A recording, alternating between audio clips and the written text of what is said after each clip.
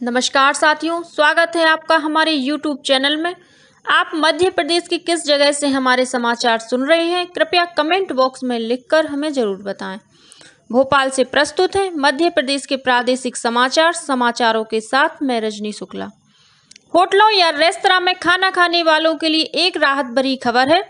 राष्ट्रीय उपभोक्ता संरक्षण प्राधिकरण ने होटल और रेस्तरां में वसूले जाने वाले सर्विस चार्ज पर रोक लगा दी है। सीसीपीए ने ताजा निर्देश जारी करते हुए कहा है कि अब होटल या रेस्तरां के मालिक अपने ग्राहकों के बिना उनकी मर्जी के सर्विस शुल्क नहीं ले सकते। आपको बता दें कि कई होटलों में खाने के बिल के साथ ही सर्विस चार्ज भी जोड़ा जा रहा था और ग्राहकों के लिए इसे देना अनिवार्य था।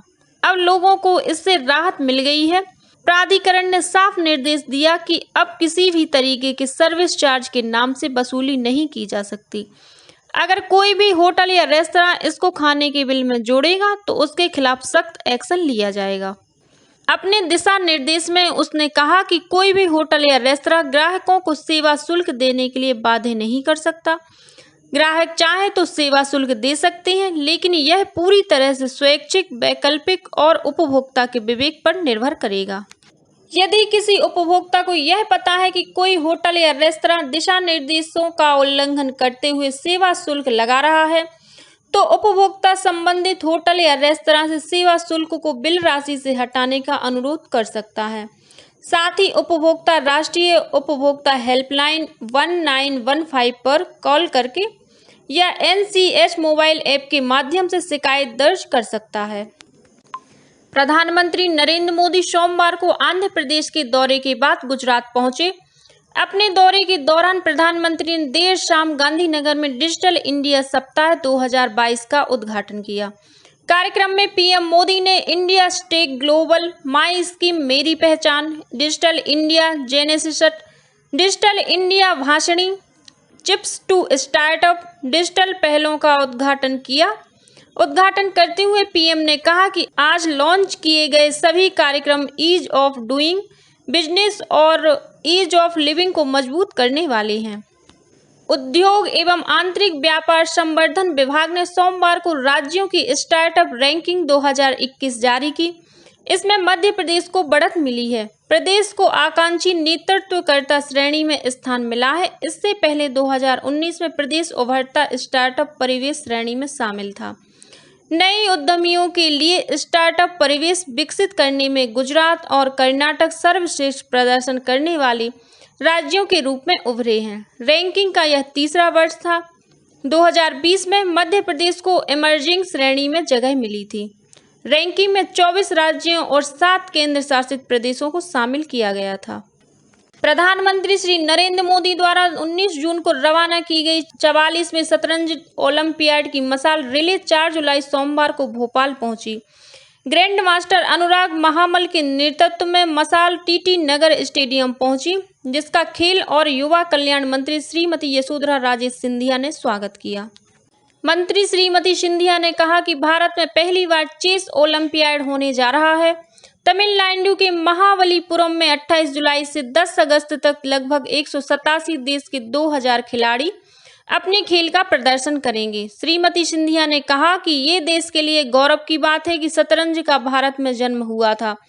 वर्तमान में कई वर्षों के बाद पुनः भारत में चेस ओलंपियाड हो रहा है।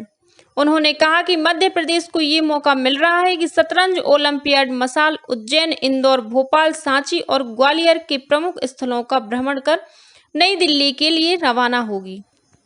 खेल मंत्री श्रीमती सिंधिया ने कहा कि देश में शतरंज के 74 ग्रैंड मास्टर हैं।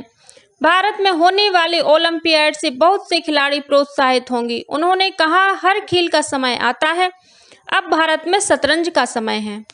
खेल मंत्री श्रीमती सिंधिया को ग्रैंड मास्टर अनुराग महामल ने 44वें शतरंज ओलंपियाड की मशाल सौंपी, जिसे उन्होंने आगे की यात्रा के लिए chess association ad hoc committee के अध्यक्ष श्री गुरमीत सिंह को सौंपा। श्रीमती सिंधिया ने कार्यक्रम में चेस की विधा में पारंगत हो रहे बाल खिलाड़ियों से चर्चा की और उनका उत्साहवर्धन भी किया।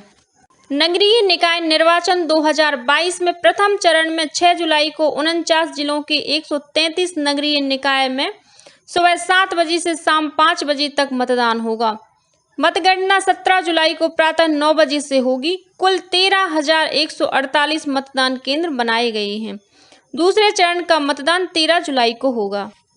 राज्य निर्वाचन आयुक्त श्री बसंत प्रताप सिंह ने बताया है कि प्रथम चरण में 11 नगरपालिका निगम, 36 नगरपालिका परिषद और 86 नगर परिषद में मतदान होगा। मतदान ईवीएम से होगा। ईवीएम में महापौर के लिए सफेद, नगरपालिका निगम पार्षद के लिए गुलाबी, नगरपालिका परिषद पार्षद के लिए पीला और नगर परिषद पार्षद के लिए नीले रंग का मतपत्र लगाया जाएगा। मतदाता को आयोग द्वारा निहित 20 पहचान पत्रों में से कोई एक पहचान पत्र मतदान के लिए साथ में लाना अनिवार्य है। राज्य शासन द्वारा नगरीय निकाय निर्वाचन 2022 के प्रथम चरण 6 जुलाई और द्वितीय चरण 13 जुलाई को होने वाले मतदान के दिन संबंधित क्षेत्र में सामान्य अवकाश घोषित किया गया है। साथ ही संबंधित क्षेत्रों में सार्वजनिक अवकाश भी घोषित किया गया है।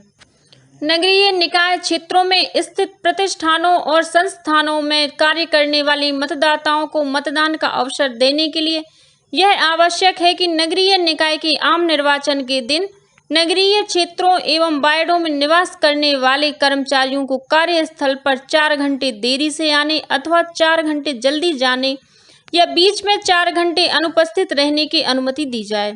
नगरीय निकाय निर्वाचन के प्रथम चरण का मतदान 6 जुलाई और द्वितीय चरण का 13 जुलाई को होगा। अभ्यर्थियों को मतदान केंद्र से 100 मीटर से अधिक दूरी पर मतदाता सहायक बूथ बनाने की अनुमति रहेगी। इनमें एक टेबल, 2 कुर्सी एवं एक बैनर रखने की अनुमति होगी। एक ही स्थान में एक से अधिक मतदान केंद्र की स्थापना होने पर भी एक ही मतदाता सहायक बूथ बनाए जाने की अनुमति अभ्यर्थी को होगी। इन नियमों का पालन न किए जाने पर ऐसे बूथ को हटाने का अधिकार सेक्टर अधिकारी, सेक्टर मजिस्ट्रेट एवं पुलिस अधिकारियों को होगा। साथ ही स्थानीय निकायों की अनुमति आवश्यक होगी। इन बूथों की जानकारी पुलिस को भी दी जाना अनिवार्य होगा। सचिव राज्य निर्वाचन आयुक्त श्री राकेश सिंह ने सभी कलेक्टर्स एवं पुलिस अधीक्षकों को निर्देश किया है कि मतदान दिवस की पूर्व संध्या से मतदान दिनांक को सम्मिलित करते हुए ऐसे व्यक्तियों को क्षेत्र से बाहर करें जो उस क्षेत्र के मतदाता नहीं हो। इस आदेश को जारी करते समय बीमार व्यक्ति, दूध या अन्य दैनिक उपभोग की सामग्री लाने वाले इत्यादि के संबंध में छूट दी जा सकती है। राष्ट्रीय महिला आयोग ने सोमवार को कहा कि मध्य प्रदेश के गुना जिले में एक आदिवासी महिला को कथित तौर पर आग लगाए जाने की घटना को लेकर प्राथमिकी दर्ज होनी चाहिए और सभी आरोपियों को गिरफ्तार किया जाना चाहिए। मध्य प्रदेश के पुलिस महानिदेशक सुधीर सक्सेना को लिखे पत्र में आयोग ने कहा, संबंधित पुलिस अधिकारी को तत्काल आदेश दिया जाए कि सभी आरोपियों को गिरफ्तार किया जाए और भारतीय दंड संहिता के उचित प्रावधानों और अन्य कानूनी प्रावधानों के तहत प्राथमिकी दर्ज हो। मध्य प्रदेश के गुना जिले में भूमि विवाद में एक आदिवासी महिला को कथित तौर पर आग लगाकर मारने का प्रयास करने की साजिश में पुलिस ने 5 लोगों को गिरफ्तार किया है। पीड़ित महिला को गंभीर हालत में भोपाल के हमीदिया अस्पताल में भर्ती कराया गया है। इसी के साथ प्रादेशिक समाचारों का ये बुलेटिन अब समाप्त हुआ। नमस्कार।